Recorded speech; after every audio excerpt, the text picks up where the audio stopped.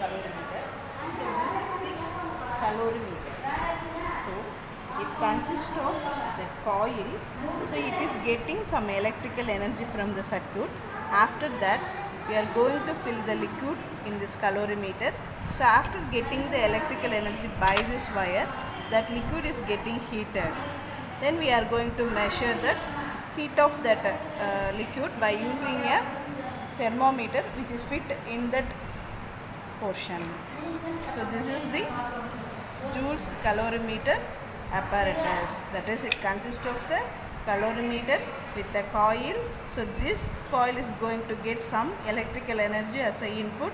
So after getting the electrical energy, due to that energy, that water which is placed in the calorimeter is getting heated. So we are going to measure the temperature of that water by inserting the thermometer in the stand. So this is the some basic introduction about Joules calorimeter. So it consists of some screws in the upper portion. Okay.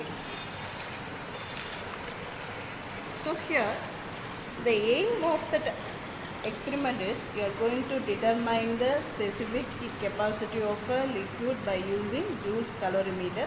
Already you know what is Joules calorimeter. What are the apparatus required for this experiment is Joules calorimeter, battery, key, rheostat, ammeter, voltmeter, stop clock, balance and thermometer. That is not a balance. So we are using thermometer here. So formula for finding specific heat capacity of the given liquid is, that is S2 is equal to, so S2 is nothing but it is representing specific heat capacity of the liquid. That is, here we are using water as a liquid. So why we are using S2 means in that formula another one specific heat capacity element is present, that is S1. S1 is nothing but it is mentioning specific heat capacity of the calorimeter. So it is a constant value. So that formula consists of the factors, that is E, I, T divided by theta 2 minus theta 1 into W2 minus W1 minus W1 S1 divided by W2 minus W1. So this is the formula description. So E is nothing but from the circuit we are going to give some voltmeter, that is volt. We are going to give some volts, that is electrical energy to that water. So that is denoted as E. That is E is nothing but voltmeter reading. I is nothing but corresponding ammeter reading. And T is nothing but the maximum time seconds it is taking to give maximum temperature. And theta 1 is the initial temperature, theta 2 is final temperature, W1 is the weight of the calorimeter and W2 is the weight of the calorimeter with water and water. So all the things I have explained, I think. Here S1 is nothing but specific capacity of the material which is we have used. That is calorimeter here we are using. So we are going to measure S1 value here. That is S1 value we already known. That is known value is S1. So from that, by using all these factors we are going to measure the value of S2. So S2 is nothing but specific capacity of the liquid. Okay. So this is the circuit diagram. So by using this diagram we are going to measure specific heat capacity of the given liquid. So this is consist of the calorimeter. So this is nothing but already I have shown, that is the calorimeter. It consists of two terminals. That's where they are showing here. So two terminals, you have to imagine that two terminals are present here. So from the two terminals, from the first terminal we are going to take two wires, or you are taking the two wires from voltmeter positive junction.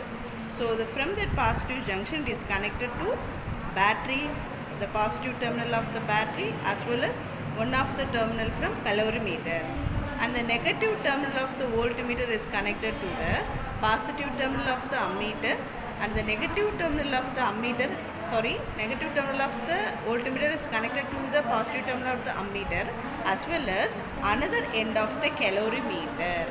So, and the negative terminal of the ammeter is connected to the top terminal of the rheostat, and the negative terminal of the battery is connected to the one end of key, and the another end of the key is connected to the lower end of the rheostat. So this is the construction of specific, that is joules calorimeter. By using this construction, we are going to measure specific heat capacity of the liquid by using this circuit.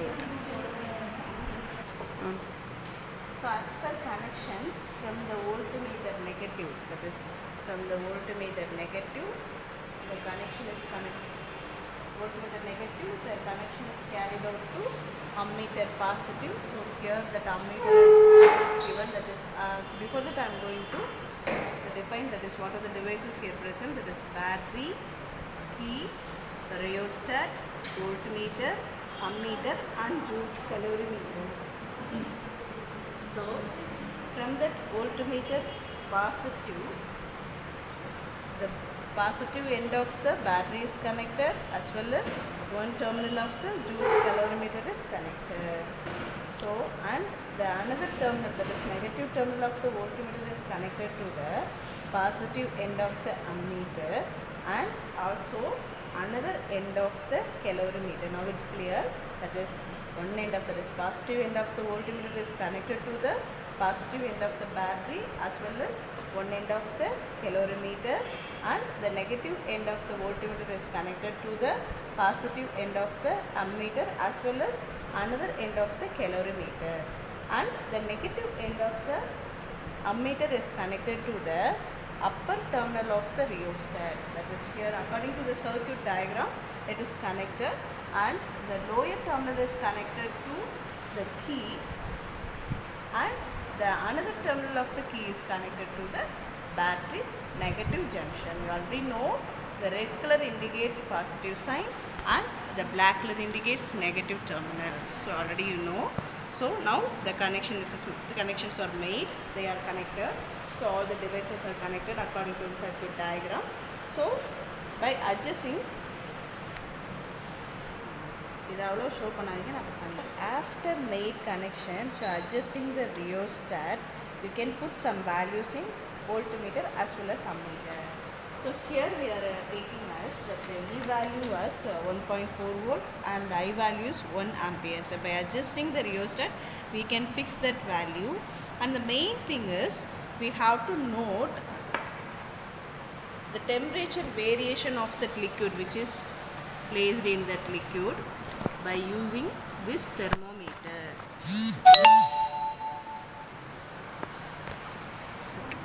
So according to the procedure of that experiment, that coil which is present in the calorimeter is getting electrical energy from that battery. So after getting that electrical energy, that water which is present in the calorimeter is getting heated. So when that water is heated, then the temperature, the corresponding temperature is noted by this thermometer. So here it is in, now it is in room temperature, that is 30 degrees centigrade. So we have to wait for some time because we are giving some lower voltage, so we have to wait for some time.